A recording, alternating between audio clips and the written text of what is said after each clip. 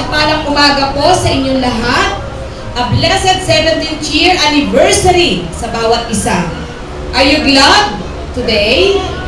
Are you excited today? Pwede mo ba sabihin niyo sa katabi mo, kapatid? Magalak ka at umasa sa dakilang bagay na gagawin ng Diyos sa buhay mo, sa buhay ko, at sa ating lahat. Are you expecting great things from our God? Yes! Dapat po. Kasi po, sa ating pong pagtitipon, sabi nga po kanina ng ating kapatid, apart from God, we can do nothing. Mahalaga po yung presensya ng Diyos sa ating pagtitipon. At mahalaga rin po, kaya po kayo naririto, una, ay para ipagdiwang po ang katapatan, kabutihan ng Diyos sa loob ng 17 taon. Mabuti po ba ang Diyos? Matapat po ba ang Diyos?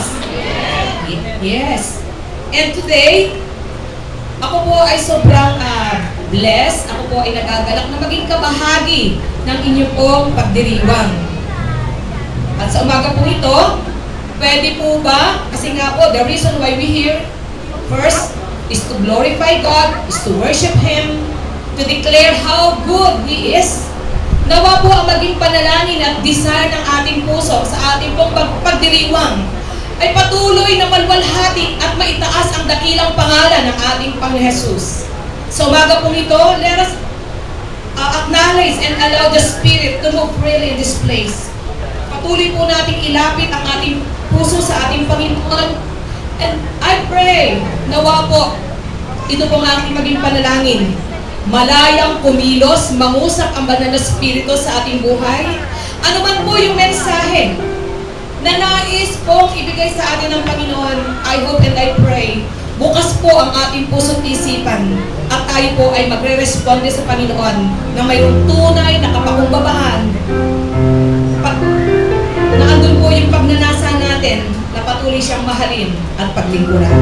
Pwede po ba tayo minsan pa ay tumayo? Let us allow the Spirit of the living God to move freely in this place. Let us glorify Jesus. Ito po ang ating maging desire at panalangin. Malayang kumilos ang banal na Espiritu sa ating kalagitnaan.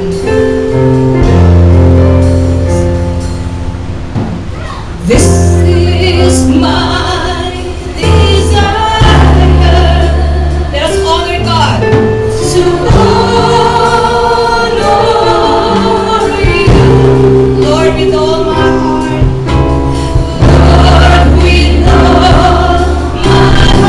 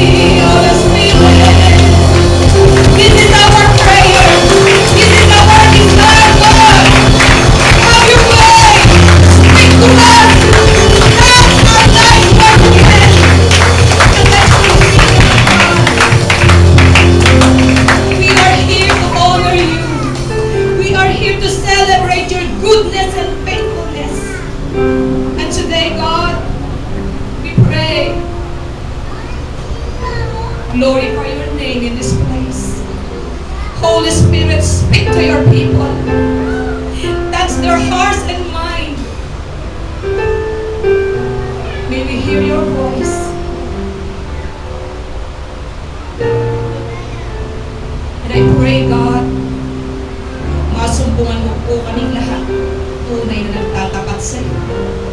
Nakahandang patuloy na mahalin ka, paglingkuran ka at sundin ka hanggang sa iyong ikalawang pagbabalik. I pray, God, malaya ka kong kumilos as we study your word. Use me only for your own glory. And I promise to you, I will give up to you all the glory, honor, and thanksgiving. For I acknowledge that apart from you, I can do nothing. But today, right now, I believe and declare, I can do all things through you who strengthens me. So God, be with us, stay with us, and let your will be done. This is our prayer in Jesus' name. Amen and amen and amen and amen. Praise the Lord, praise the Lord, praise the Lord. God is good. And all the time. Okay, sige po. Buksan na po natin ang ating mga Biblia. Manatili po tayo nakatayo. Let us respect the reading of the Word of God. Mamaya po, mahaba na ang oras ng ating pagkaupo. Pero sa pagkakataon po ito, bigyan po natin ang galang ang pagbabasa sa kanyang buhay at makapangyarihang salita. Dito po ay makikita po natin ang ating pong theme verse for your celebration, 17th year anniversary. Ito po makikita po natin in the book of Luke, chapter 19, verse 13, letter B. At atin lamang po i-quote yung pong inyong theme. Pwede po ba natin sabay-sabay nabasahin ang ating theme verse? Go!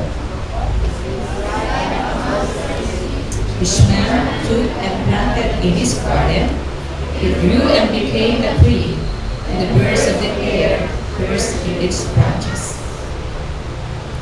Ito pong team ninyo, pakibasa nga po ng malakas. Ano po? Yung makakarating sa langit. Mas malakas pa po. Occupy till I come. Pinagpala na po ng Diyos ang kanyang buhay at makapangyarihang salita, maaari na po tayo maupo. Praise the Lord.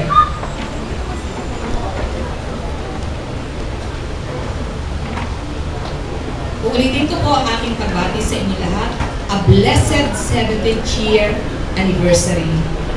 At sa umaga po nito, napaka-ganda po ng inyo pong napiling verse. It's very timely. Sabihin nga po natin, timely. Napapanahon po ang inyo pong napiling theme verse. Gusto ko pa magsimula sa isang katanungan. Sino po sa inyo ang merong business o nagbi-business? Wala ba rito businessmen and women? Yan, nakikita kayo ng Diyos. Di po ba sabi nga po ang mga businessmen and women, sabi nga po, they work so hard to gain profit. Natural lang. Kapag ikaw ay may business o nagbi-business, ang goal mo ay yung iyong kapital ay lumago, dumami. At gagawin mo ang lahat ng businessmen and women, they are making advertisement just to convince the people to try to purchase their product. Katunayan nga po sa secular, pansinin po natin yung mga advertisement sa TV. Para po yung kanilang produkto na ipinopromote ay bilihin ng tao, makilala ng tao, aba, kukuha po sila ng mga kilalang celebrity. Hello? Magbigay nga kayo ng isang example.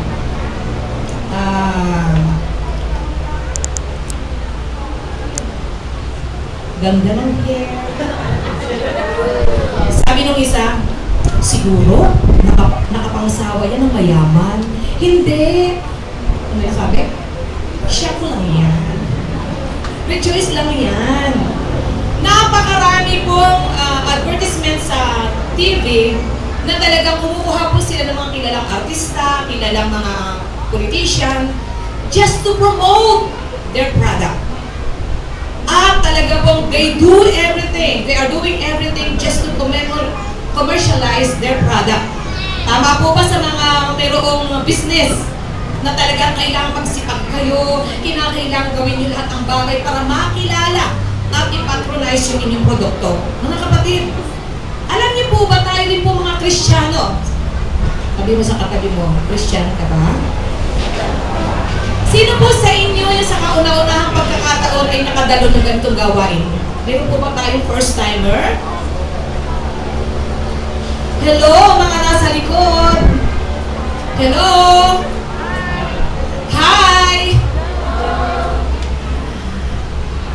Tayo pong lahat, mga Kristiyano, alam niyo po ba, tayo rin po ay nasa business? Christians, believers, followers of Jesus Christ are in business nowadays. Ikaw at ako, tayong lahat, ay kabilang sa mga businessmen and women. So, ibig sabihin, mayaman tayo. Marami tayong pera. Di ba? May kakayahan tayo na mag-put up ng business. At ang Diyos po ang nagbibigay sa atin ng puhunan ng lahat ng ating pangangailangan para tayo managana at maging prosperous ang ating business. Naniniwala po ba kayo? At sabi nga po dito, ay ito pong business na to. Hindi po ito pagtitinda ng kung ano-ano o networking. Sabi nga po, this business of occupying this world for God, ang tawag po natin dito is asan yung ating taga-PowerPoint? Next. Ang tawag po natin dito is pakibasa nga po yung malaki. Evangelism. This is our business. This is our mission as Christian, as followers of Jesus, as believers of Jesus Christ. Ito po ang ating trabaho bilang tagasunod ni Kristo. Kung babasahin po natin, ito pong inyong team verse, dito po ay nagbigay po ng isang talinghaga o parabol ang ating Panginoon Jesucristo sa kanya po mga disipulo at ngayon maging sa ating lahat. Ang parabol pong ito o talinghaga ay nagtuturo sa ating lahat to be responsible. Sabi ng ating Panginoon, mayroon tayong responsibility to occupy this world until His second coming. Amen po ba? Ano po yung evangelism? Spreading the gospel, spreading the good news, witnessing, testifying, at purihin po ang Panginoon. May ginamit sa ating lahat, kaya tayo naririto. Hindi naging huli ang lahat, nakilala natin ang ating Panginoon Jesus kasi may nag-promote sa atin. Ang isang business, dapat ipakilala para ipatronize at bilhin. Hindi naman natin ibinibenta si Jesus. But we as believers of Jesus Christ, we need to preach the Word of God. We need to share the Word of God. We need to spread the gospel para makilala po nila ang ating Panginoon Jesus, para po sila ay magbalik loob at lumapit sa ating Panginoon, sa ating tagapagligtas. Sabi nga po dito, ito pong occupy till I come is a command. Sabi nga po natin, a command. Sabi mo sa katabi mo, inuutosan ikaw at ako na humayo. It is a command. At ang sabi po dun, occupy. Pag sinabing occupy, utos po ito. Pagkukulang daw po natin, pagkaabalahan daw po natin ng panahon, ang paghahayag ng salita ng Diyos, ang pagpapatotoo, ang paghayo upang maraming tao ang makakilala sa ating Panginoon. A command, ibig sabihin, kung ito'y utos, it is meant to do. Dapat nating gawin. Inuutosan tayo, so dapat nating gawin. At ang sabi nga po, it is our mission. 2,000 years ago, ang ating Panginoon Jesus ay nagkatawang tao. At ang kanyang misyon, hindi para siya'y paglingkuran. Siya'y nagmisyon, siya'y nagpunta rito upang tayo ay hanapin at iligtas. Siya'y nagkatawang tao upang siya ay maglingkod at hindi paglingkuran. Ipinahayag po niya ang mabuting balita, nagpagaling po siya, gumawa po siya ng himala, at alam niyo po ba, mapalad po tayo, sapagkat yung pong pinasimulan ng ating Panginoon, ikaw at ako, tayong lahat, ay kanyang pinili, tinawag, at pinagkakatiwalaan na ipagpatuloy ang business na ito, ang gawain ito na kanyang pinasimulan. The question is, are you willing to go into business? Amen. Gusto mo ba ikaw ay maging fruitful? Kasi po, Hindi nais ng Diyos, hindi kalooban ng Diyos na wala tayong ginagawa.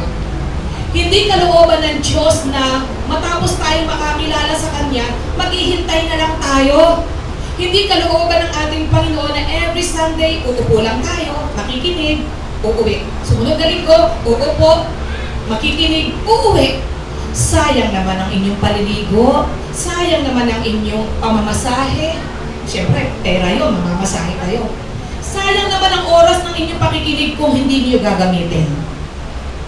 Bakit tayo nag-aaral? Di ba para matuto at para i-apply? At kung si Jesus naging isang anak ng Diyos, dahil sa kanyang pagsunod, going into business, fulfilling His mission, tayo ngayon, dumami ang naging anak ng Diyos. Ikaw at ako yun. Are you glad that you belong to the family of God? So, ibig sabihin, ang pagbibusiness, mayroong multiplication, mayroong nangyayari, mayroong fruitfulness. Kaya po, kung tayo susunod, at dapat lang tayo sumunod, kasi naniniwala ako, hindi niyo gugustuhin kayo maging palamuti. Hello? Gusto ng Panginoon kayo maging kagamit-gamit. Hindi pang display. Alam niyo po ba yung mga Kristiyano na walang ginagawa? Hindi kalooban ng Diyos na wala tayong ginagawa. Pang-display. Sorry. Palamuti. Ang kalooban ng Panginoon, maging kagamit-gamit tayo. At kapag ang Diyos ay tumawag sa'yo, tinawag ka, pinagkatiwalaan ng isang gawain, siya rin ang magbibigay ng kakayahan ng lahat ng iyong pangangailangan para i-accomplish mo, ma-accomplish mo yung dapat mong tapusin gawain. So, sabi mo sa katabi mo, huwag kang matatakot. Huwag kang mahihiya na pumasok sa business na ito. Kasama natin ang Diyos. If God is our partner, walang pagkalugi. Amen! Amen! Yes! Walang pagkalugi ang business na to kasi ang kapartner po natin ay ang Diyos. At alam niyo po ba, ito pong mission na ito is given by a supreme leader or general. Si Jesus Christ po yun. Hindi kung sino-sino lang. Hindi lang si Pastora Sheila ang nagsasabi sa inyo, hali kayo, mag-house to house tayo, hali kayo, mag-evangelize tayo. No! Yung ginagawa ninyong paglilingkod dito po sa JIL San Martin de Porres, ginagawa ninyo yan para sa Panginoon. And your labor in the Lord will never be in vain. Lahat ng ating ginagawa, may reward ang Panginoon. Hindi lamang pagdating doon sa langit, even habang tayo naririto sa lupa, God will reward all your works, all your efforts.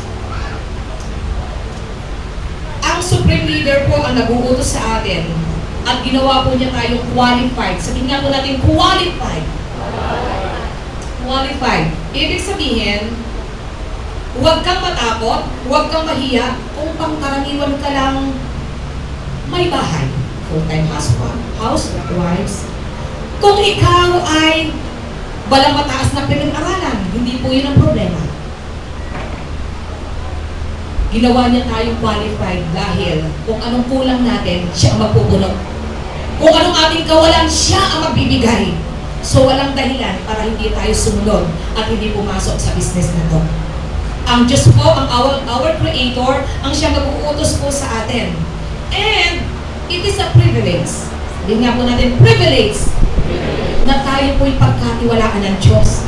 Sino ba tayo para pagkatiwalaan?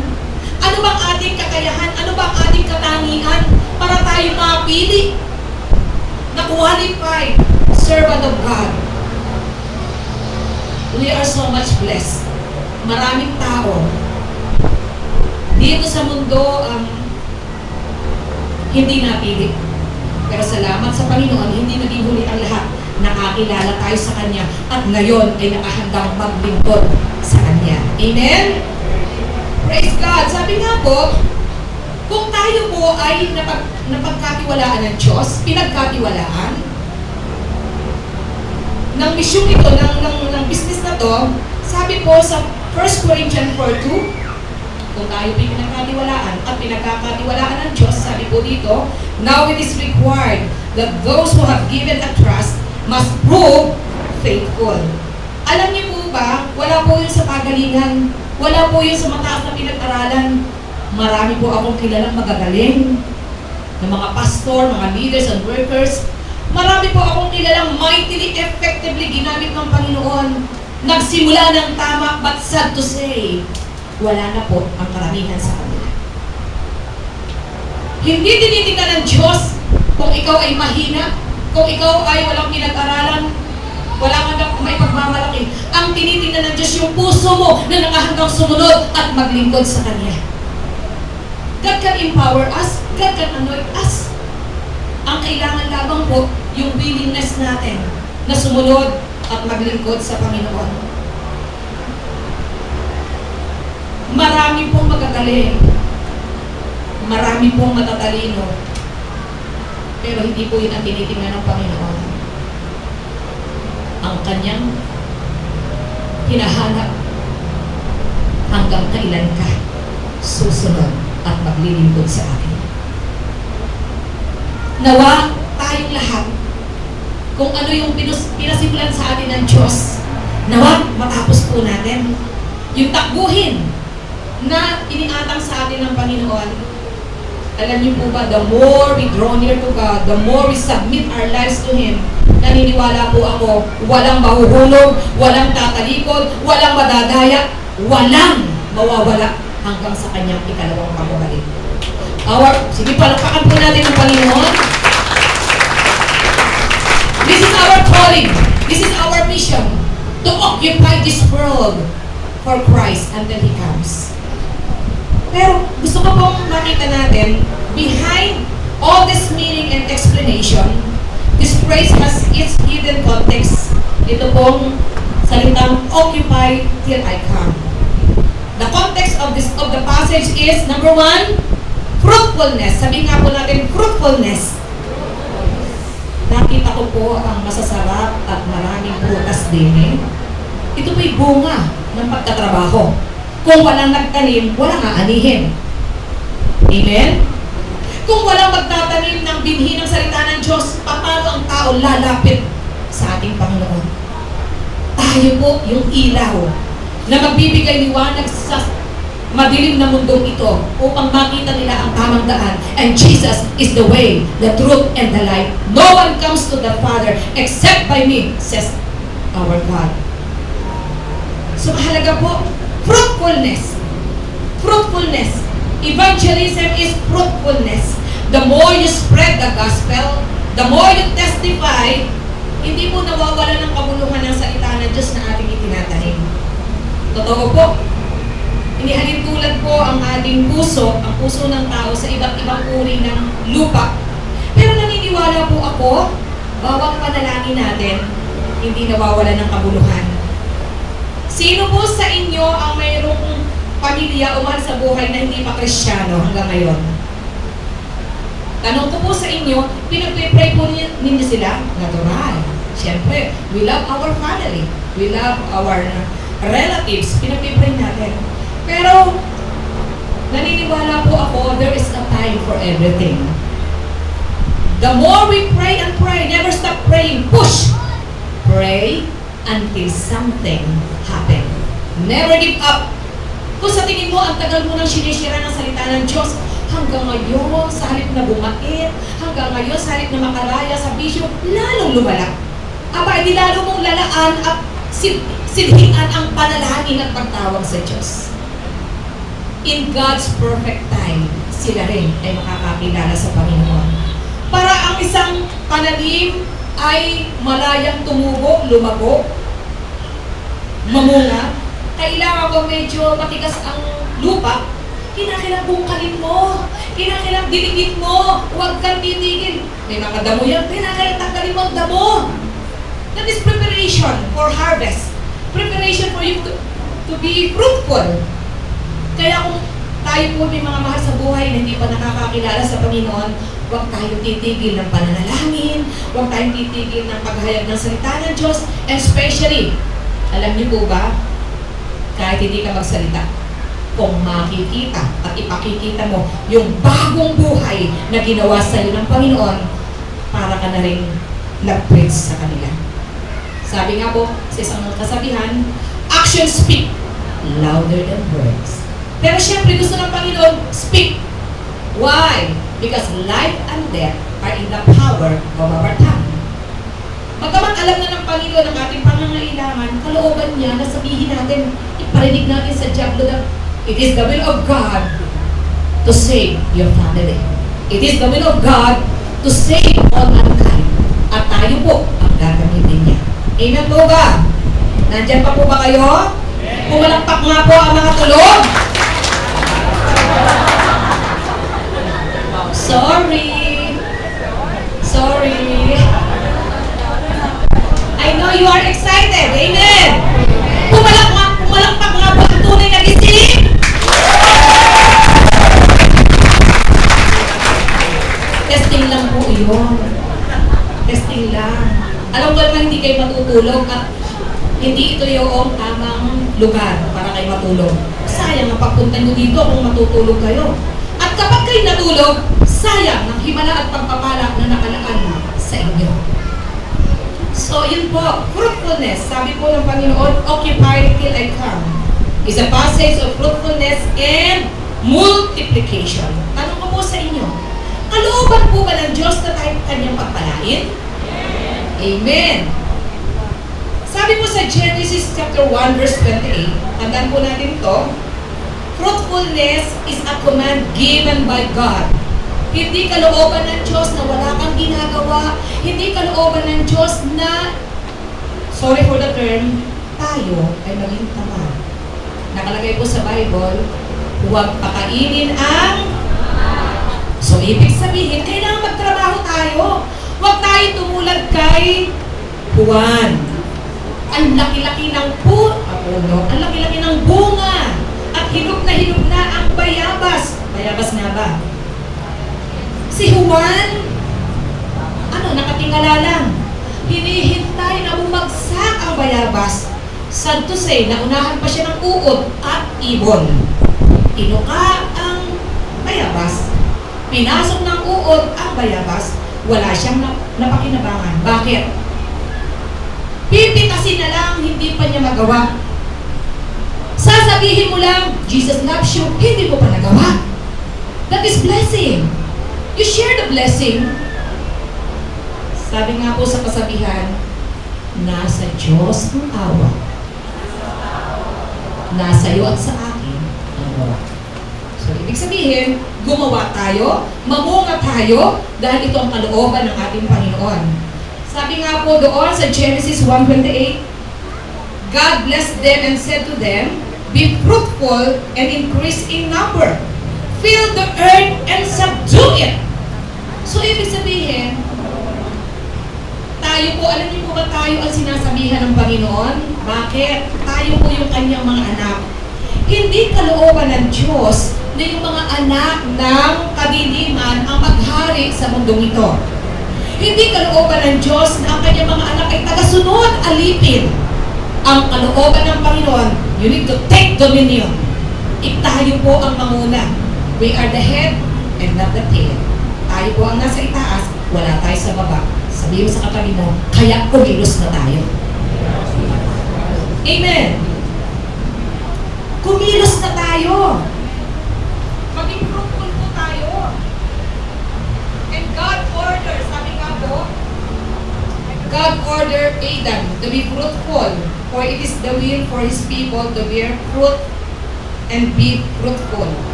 Bakit po kaya gustong-gusto, nais ng Panginoon na tayo ay maging fruitful o mabunga? Why it is very important for all of us to be fruitful? Number one, fruitfulness is a sign of being intact to Christ. Intact to Christ. Number one. Pakibalik mo. Pakibalik. Next.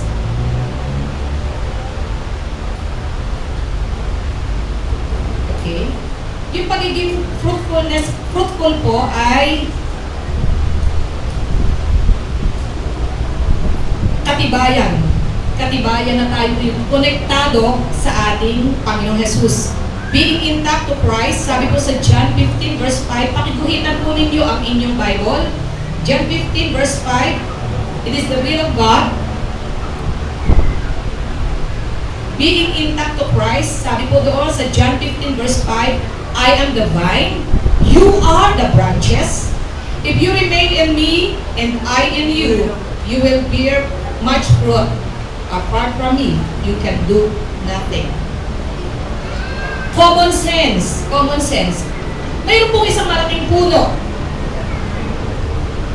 Tinanggal, pinutol ang isang sanga kasi maaaring nakaka-istorbo sa bahay ng katabi. Sa inyo pong pangunawa, yun po bang dating napakalusog na sanga na pinutol, inihiwalay sa puno? Sa tingin niyo po ba ito po ay mamumunga pa? Hindi. Sino po sa inyo ang nakakonekta sa katawan ni Kristo? Jesus is the vine and we are the branches. Sabi ko sa Awitin, Jesus is the vine and we are the branches. Nakadikit tayo, intact, konektado tayo kay Jesus. Kaya kung konektado po tayo, ang katibayan dapat namumunga tayo. Dapat namumunga tayo. Amen! Sige po, palakpakan po natin ang Diyos. Ang puno, si Jesus Christ is a powerful working God. A living God. Kung ang isang puno ay buhay na buhay, malusog na malusog, at konektado ka, imposibleng hindi ka mamunga. Imposibleng hindi ka mamunga. Sabi po doon, one of the clearest signs that you are in Christ and Christ is in you is you are fruitful. May bunga ka, namumunga ka. Fruitfulness is a sign that we are in Christ, that we are intact to Jesus. And so to say, if you are not fruitful, then you are not connected to Jesus. Or, beware, may nakita pong puno ang ating Panginoon. Mayabong, malalago ang dahon, luntian. Pero nakakita ni Jesus, walang bunga. Ano sabi niya? Putulin. Sunugin. Gawing panggatong para may pakinabang. Church, it is the will of God for us to be fruitful. May pakinabang, may ginagawa, may saysay. Iniligtas tayo ng Panginoon, pinatawad tayo ng Panginoon. Nawa, maging bahagi tayo sa gawain pinasimula ng ating Panginoon 2,000 taon na nakararaan. Let us obey God, obey His command, to be fruitful, to evangelize, because fruitfulness is an evidence that we are intact, konektado sa ating Panginoon. Pangalawa po, why fruitfulness is very important. Number 2, it is a sign or evidence of our obedience to God. Sabi nga po natin, obedience. Obedience. Since the praise is a command, then it was meant for the address people to obey. Tayo po ang kinakausap ng Panginoon. Hindi po niya sinasabihan yung ating kapitbahay. Tayo po na nakakilala sa Panginoon. Tayo po na kanyang iniligtas. Tinawag at pinili. Tayo po sinasabihin niya, anak, sumunod ka sa akin. Anak, ihayag mo ang salita ng Diyos. Anak, magpatotoo ka. Sabihin mo may pag-asa. Ang kanyang sakit karamdaman, may kagalingan. Ang kanyang problema, may kalutasan. Because our God is a miracle working God. He can make a way. Nothing is too hard for Him to do. Ano bang problema at pagsubok ang iyong nararanasan? Kung magtitiwala at mananalig sa Panginoon, Mark 9:23, all things are possible to those who believe. May pangangailangan ka ba ngayon? May problema ka ba ngayon? Ano bang kabigatan mo ngayon? Lumapit ka sa Panginoon, He will not fail you. Hindi ka niya bibiguin. Hindi ka niya itataboy. Hindi ka mapapahiya kung ikaw ay magtitiwala, susunod sa ating Panginoon. Fruitfulness and obedience is a sign that we are connected to Jesus. And alam niyo po ba yung obedience, ito po yung katibayan na mahal natin ang Panginoon. Pwede po bang makita ang mga kamay ng nagsasabi na mahal nila ang Diyos? Nakikita po kayo ng Panginoon, we are live now in heaven. Tayo po ay naka-video ngayon at pagdating ng takdang panahon, hoy, ako yun, kasama ako sa 17th year anniversary na andun kumakaway-kaway pa ako. Ang pagsunod po sa Diyos ay katibayan na mahal natin ang Diyos. Hindi po sapat, sabi nga po, hindi po sapat na sinasabi lang natin na mahal ang Diyos. Madaling sabihin. Minsan na sasabihin natin sa ating asawa, love you. Love you. Pero, kung hindi ka naglalaba, hindi ka naglilinis, hindi ka nagluluto, paano man masasabi ng asawa mo, mahal mo siya? Di ba ang pagmamahal ay paglilingkod? Hello? Kapag nagmamahal ka, hindi ka napapagod na paglingkuran yung minamahal mo. At kapag mahal mo isang tao, pag sinabing, sweetheart, magkita tayo ng alas 6 ng umaga, alas 5 na doon ka na. Pero sad to say, di ba, yung Sunday service, it is our date with the Lord. Hello? Hindi po ako marunong mag-drive, kaya umilag po kayo. Yung Sunday service, it is our commitment. Our appointment to God. Kayo, pag may minamahal kayo, sister, single, magandang babae, halimbawa, sinabi ng minamahal mong nobyo. Hindi ko alam kung meron. Meron yan. Halimbawa, sweetheart, pwede ba magkita tayo ng alas 5 ng hapon sa Jollibee? Naku, di ba excited ka? Siyempre hindi. Ang dapat palang magsabi, okay, lalaki. Di po ba? Kung di kayo sabihin mo halimbawa sa iyong minamahal, kita tayo, kita-kits tayo sa MOA. Huwag lang Sunday service, ha? Naku, mabilis pa sa alas 4 yung sasabihan mo. Bakit? Excited eh. Are you excited to meet God in this place? Yes. Anong oras ka dumating ngayon? Kapag mahal natin ang ating kadate, di po ba ayaw nating malate? Hello? May kausap pa po ba ako? Sumigaw nga po ng praise the Lord ang mga nagmamahal sa Diyos. Praise the Lord! So, sabi po doon, sa John 14 verse 15, if you love me, you will keep my commandments. Kung mahal mo ako, susundin mo ako. So, ibig sabihin, ang pagsunod ay pagpapatunay na tayo nagmamahal sa ating Panginoon. So, we need to obey God. At sabi po sa 2 John chapter 1 verse 6, and this is love, that we walk in obedience to His command. As you have heard from the beginning, His command is that you walk in love. You walk in love. Alam niyo po ba, magiging effective po tayo sa business na to, spreading the gospel, witnessing, soul winning, kung ang ating puso ay punong-puno ng pagmamahal. Pagmamahal, compassion, concern for the perishing soul, madali po, magiging fruitful po tayo, marami po tayong maaani na kaluluwa para sa Panginoon. So, mahalaga po yung pagmamahal, ay na po ba? Sabi po dito, ito rin po ay isang katibayan na tayo po intact to Jesus. Kapag tayo sumusunod sa Kanya, letter B, sabi po doon, friendship with God. Sabihin nga po natin, friendship to Him. Sabi po doon, you are my friends if you do what I command. John 15 verse 14. Pagmamahal, nais po ng Diyos na mahalin po natin siya, mahalin po natin ang ating kapwa, Hindi po niya tayo tinuturing na iba, kundi anak at kaibigan. At mayroon po akong nabasa. Sabi po ni G. Campbell Morgan,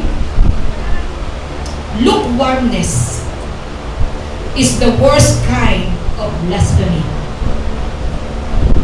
Sinasabi natin nagmamahal tayo sa Diyos. Pero, kung nagmamahal tayo sa Diyos, dapat sumusunod tayo.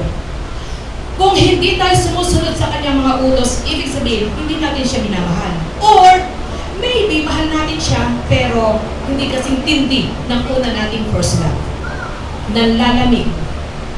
Ang hindi sumusunod sa Diyos, nanlalamig. Hindi totoong nagmamahal. And lukewarmness, sabi po doon, lukewarmness is the worst kind of blasphemy. Grabe raw pong kalapastanganan sa Diyos kapag tayo nang lalamig. Dry. Nagiging complacent, unproductive, without fruits. Ito raw po yung pagpapatunay na tayo nang lalamig at hindi po natin tunay na minamahal ang Diyos. Sabi po sa Revelation, isusuka ko kapag ang isa ay hindi malamig, hindi mainit, malahininga. So, ang gusto ng Panginoon, kung totoong mahal natin siya, ang katibayan, susunod tayo. Kapag hindi tayo sumusunod, ibig sabihin, nanlalamig tayo, dry, walang sigla, unproductive. Maybe ganito po ang pwede natin sabihin. Sabi nga po, yes, Jesus, kilala kita. I put my trust in you. Sabi nga po, I believe in you. But sad to say, you do not excite me. Grabe pong ano yun. Kapag hindi po pala tayo kumikilos, hindi tayo sumusunod sa Panginoon, ito po'y senyales, pagpapatunay na tayo naghihina at nalalamig sa Panginoon. Dry, walang sigla, walang bunga. So, sinasabi doon, maybe you believe in God, pero, sad to say, Jesus, hindi mo ako na-excite. Masakit po yun sa Panginoon. Habang may panahon pa, habang may pagkakataon pa, patunayan natin sa Diyos na truly we love Him. Let's obey His command. Amen? Tandaan po natin, our obedience is better than anything we can offer and give to Him. And evangelism is a command. Evangelizing is a command sa ating lahat. Wala pong exempted para hindi po natin sundin ang Diyos sa paghayop. Ang ating pagmamahal sa Diyos ay patunay na tayo'y grateful sa Kanyang ginawa sa atin. Grateful na sa halip na tayo ang parusahan, inaakon niya ang kaparusahan para tayo maligtas at mapatawad sa ating mga kasalanan. Our love to God can only be proved if we will obey His command. Loving Him is not enough. Sabi nga po dito, it requires total reverence to God's will, total willingness to obey Him, total humility to make Him your King over your selfish ambitions in your life. Maaaring tayo po ay may kanya-kanyang ambisyon, maaaring tayo po ay busy sa maraming bagay, pero naalaala ko po ang sabi ni Brother Eddie, the quality of our life in eternity depends on the quality of our obedience and faithfulness in serving God here on earth. Habang tayo pinari dito pa sa lupa, hindi pa po tayo kinukuha ni Lord, nawa maging fruitful po tayo. Nawa, gawin po natin yung misyon na iniatang sa atin ng ating Panginoon Jesus. At ito po ang gusto kong iwan sa inyo. In my conclusion, salvation is the heartbeat of God's heart. This is God's heartbeat. Yung lahat ng tao ay makakilala sa Panginoon. Ang langit ay ginawa ng Diyos para sa mga tao. Pero sad to say, maraming tao nagsisiksikan sa impyerno. Why? Kasi po, nananahimik tayo. Kasi po, hindi po tayo sumusunod sa pinapagawa sa atin ng Panginoon. Maybe you are afraid. Huwag kang matakot, may pangako ang ating Panginoon. Sasamahan tayo niya. Sasamahan niya tayo hanggang sa katapusan ng mundong ito. Salvation is the heartbeat of God's heart. He desires to save the world from hell.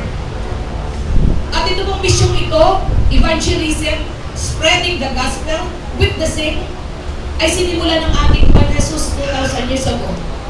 And He succeeded to accomplish His mission.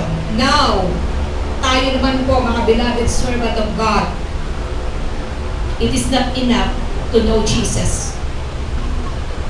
Dapat po natin ipagsabi na namatay si Kristo sa krus ng Kalbaryo upang bayaran ang kasalanan ng lahat ng tao.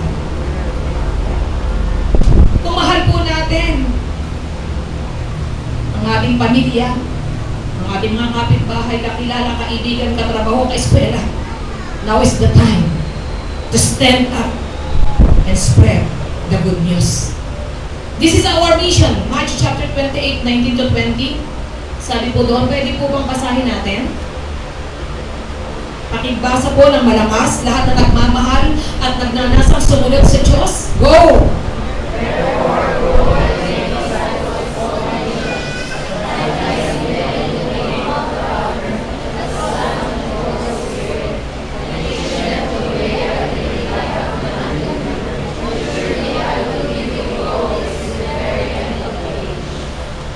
Pakiulit nga po yung ito.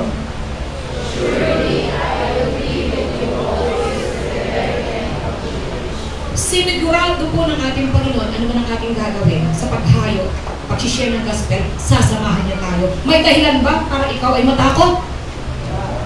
Wala. At sabi rin po, ito rin po inuutos sa atin in Mark 16 verse 15, sabi doon, go into all the world and preach the good news to all creation.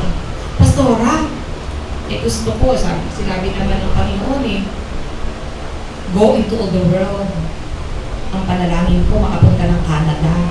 At doon ko ihahayag ang salita ng Diyos. Bakit ka naman pupunta ng Canada samantalang marami pang Pilipino sa Pilipinas na kailangang makarinig ng mensahe ng kaligtasan? Your Jerusalem, your place, ay kung saan ka naroon. Doon ka gagamitin ng Panginoon. Amen! Huwag nating limitahan, huwag nating piliin kung saan tayo gagamitin ng Panginoon para ihayag ang salita ng Diyos. Sabi po doon sa kanyang salita, preach the word in season or out of season. This is our mission. This is what Jesus wants us to do. Occupy this world with His love. Let us spread His love. Ipadama po natin ang pag-ibig ng Diyos sa mundong ito, ang kanyang biyaya at pagliligtas. Dalhin po natin ang mabuting balita sa lahat ng tao. Pwede po ba sabihin mo sa iyong katabi, kapatid, ito na ang tamang panahon. Kumilos na tayo. Maaring bukas ay maging huli na. Araw-araw marami pong namamatay. The question is, saan kaya guguguli ng mga taong iyon ang walang hanggang buhay? Walang hanggang buhay ng paghihirap sa impyerno o walang hanggang buhay sa piling ng ating Panginoon sa langit. Ginawa po tayong bantay ng Diyos. Kapag sinabi niya, sabihin mo, babalaan mo, sabihin mo. Or else, mananagot ka. Let us do our part. Huwag kang matakot kung ikaw ay pinusubuhin. Huwag kang matakot kung ikaw ay tanggihan. Hindi ikaw ang tinatanggihan, kundi ang Diyos. Just do your part and God will do His part. Paubayan po natin sa Panginoon ang anumang magiging resulta ng ating pagsunod sa Kanya. Sabi nga po, the time is ticking. Now is the time to go and make disciples. Maybe tomorrow is too late. Mayroon po ako naalaala lang na sinabi ni St. Paul in Ephesians chapter 5 verse 16. Sabi po doon, making the most of your time because the days are evil. Nakakalungkot po, ang Diablo hindi natutulog, 24 hours nagtatrabaho, pumatay, magwasak, magnakaw. Pero ang Kristiyano raw po, 24 hours na natutulog, walang ginagawa, hindi nagbabantay. Kaya naman ang Diablo, nagpipiesta. Wala po nun dito, amen? Ang mga narito ay watchful, prayerful Christian, amen? So kailangan po samantalahin natin ang pagkakataon. Kapag ang hinog na prutas ay hindi natin kinuha at pinitas, ito'y mabubulok at mawawalan ng kabuluhan, hindi mapapakinabangan. Habang may panahon pa, ihayag po natin ang mabuting balita. Habang buhay pa, malakas pa ang maraming tao, samantalahin po natin ang pagkakataon. Let us win them for Jesus. I believe and declare, this is the time for great harvest. Great harvest of soul. And sabi nga po, last Jude 22 to 23, be merciful to those who are down. Is not others but the Father. Kahabagan po natin yung mga tao wala pang tamang relasyon sa Diyos. Iligtas po natin sila sa kapahamakan sa impyerno habang may panahon pa. Ang tanong ko kung yun sa inyo, do you truly love God? Hello? Do you want to obey and serve the Lord with all your hearts? If that is your response, pwede po bang tumayo po tayo lahat ngayon? Let's declare that we will go forth and occupy this world with God's love, with God's mercy. Tayo po ang gagamitin ng ating Panginoon. You and I. Acts 1:8, we receive power when the Holy Ghost came upon us. God already anointed each and every one of us to share the good news. Kapatid, huwag kang matakot, huwag kang mahiya, kasama mo ang Panginoon. And remember, your labor in the Lord will never be in vain. Tandaan po natin, lahat ng ating ginagawa para sa Panginoon, hindi mawawala ng kabuluhan. 1 Corinthians 15:58, therefore, my dear brothers, stand firm, let nothing move you. Ibigay mo ang iyong oras at panahon sa paglilingkod sa Panginoon. Huwag natin gugulin ang ating mahabang oras sa mga bagay na walang impact in eternity. Lahat ng bagay na hindi konektado sa kalooban ng Panginoon, maiiwan po natin itong lahat. Ang mananatili, yung ginawa po natin para sa Panginoon. Darating ang panahon, lahat tayo haharap sa Diyos. Tayo po ay magsusulit. Anak, anong ginawa mo nung ikaw ay nasa lupa? Katulad po ng parabol. Bumalik po yung mayaman na nagbigay ng puhunan sa kanyang 10 alipin at sila po ay pinapagsulit. Natuwa ang kanyang Panginoon. Well done, my good and faithful servant. Yaman na pagkatiwalaan ka sa maliit na halaga at pamamahalin kita sa aking kaharian. Napakagandang nasain po natin na marinig ang tinig ng Panginoon sa ating pagharap sa Kanya. Well done, my good and faithful servant. May kabuluhan ang ating ginagawa sa Panginoon. Totoo po, maraming hadlang, maraming persecution, maraming ilag yung family, ginagamit ng kaaway para ikaw ay i-persecute. Pero lagi ko natin isipin, there is a reward na naghihintay sa atin sa langit. Amen? At yung reward na yun, yung mga koronang yun, yun din po ang iaalay natin sa paanan ng ating Panginoon. Ang mga talento na ibinigay sa atin ng Diyos, gamitin po natin ito. Kung hindi ito natin gagamitin, maaaring itin mawala. At mawawala rin ang reward na dapat ay ating natanggap. Today, as we bow down our heads, let us close our eyes. Kapatid, ilang taon ka ng Kristiyano? Alalahanin mo yung oras at araw na nakakilala ka sa Kanya. Maybe may problema ka noon, may sakit karamdaman ka noon, may matinding kang pagsubok.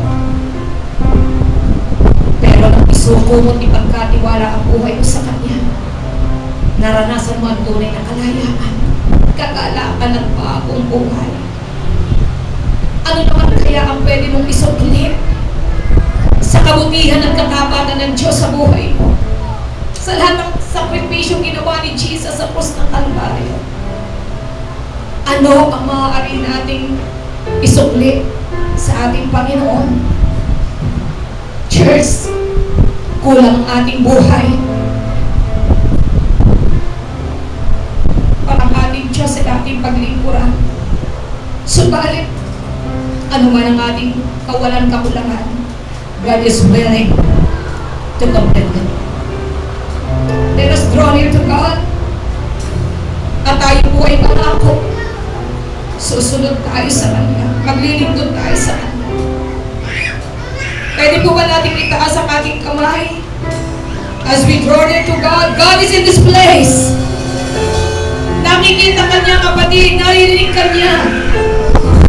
Once again, let us surrender and rededicate our lives to Him. As we lift up our hands, pwede kang sumunod sa panalangin ito. Panginoong Jesus, marami pong salamat. Hindi naging huli ang lahat. Nakilala kita. Iniligtas mo ako. Pinatawad. At ngayon, ay patuloy kong nararanasan ang iyong kabutihan at katapatan. Minsan pa, kinikilala ko po ang aming mga pagkukulang, pagkakasala. Maraming pagkakataon, nasasaktan ko ang puso mo, nasusuway kita. Subalit sa oras na ito, humihingi po ako sa inang tawad at hinihiling, bigyan mo po akong muli ng pagkakataon na ikaw ay aking paglingkuran, mahalin at sundin.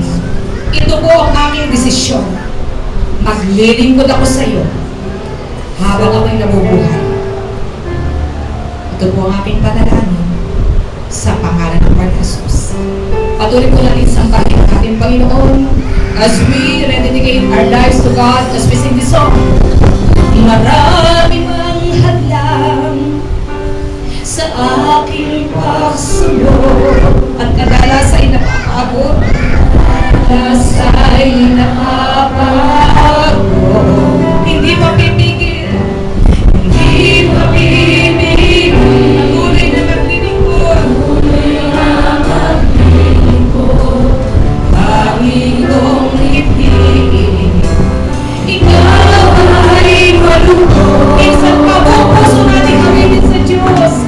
Marami mang hadlang sa aking pagsunod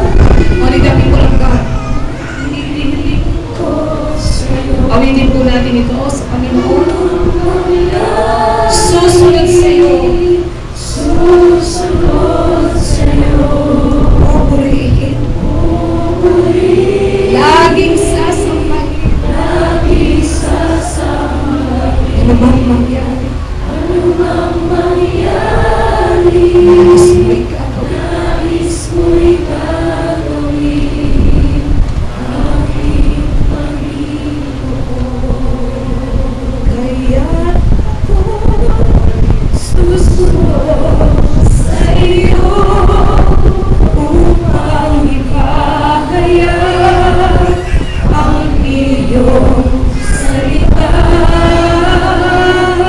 Buhay ko'y aking iaalay bilang ganti sa'yo, Panginoon.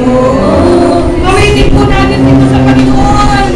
Kaya ako'y susunod sa iyo upang ihahayag ang iyong salita.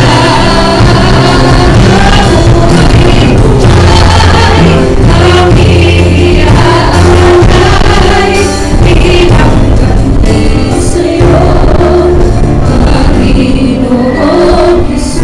As the people play, let us allow the Spirit of the living God to move in this place. Yes, God.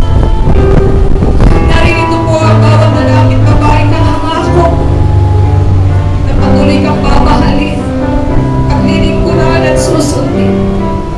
And we know and we believe there is blessing in obedience. God, as your Spirit is moving in this place, alam mo, Panginoon, ang pangangailangan ng iyong mga anak na naririto. Kapatid, saan ka man naroroon ngayon, ikaw ay nasa likuran, nasa tagiliran, God can touch you. God can heal you. God can bless you. Wherever you are right now, alam ng Diyos ang kalagayan mo. Kung ikaw ay nanghihina, kaya kang palakasin ng Diyos.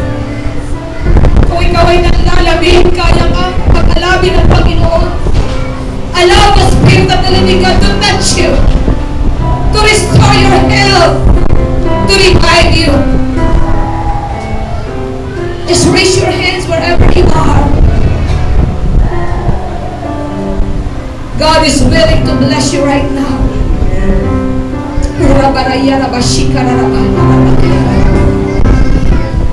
Panginoon, sa oras mo ito, O Diyos, nakikita mo ang bawat lalaki at babae na naririto.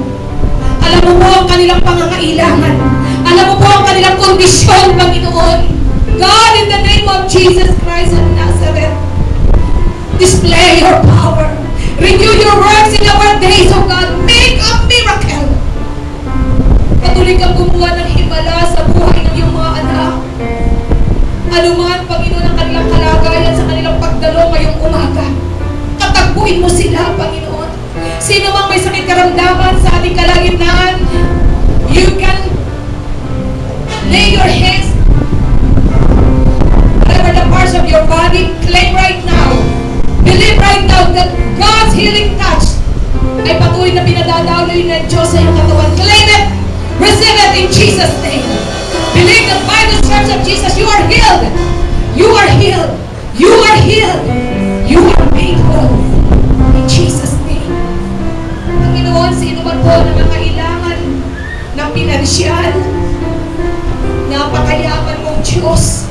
Ikaw ang may-ari ng langit at lupa, kami iyong mga anak.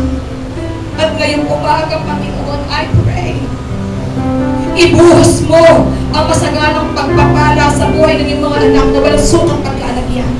Lalo na ngayong Panginoon pagpapasukan, provide all their needs. I speak forth, Lord, financial miracle, financial breakthrough, in Jesus' name. Receive it, claim it. Kapatid, magkano ang kailangan mo, name it. Kung hihingi ka na rin lang, humingi ka na ng sobra dahil gusto ng Panginoon maging pagpapala ka sa iba. Our God is an answering God. Our God is a healing God. Our God is a miracle working God.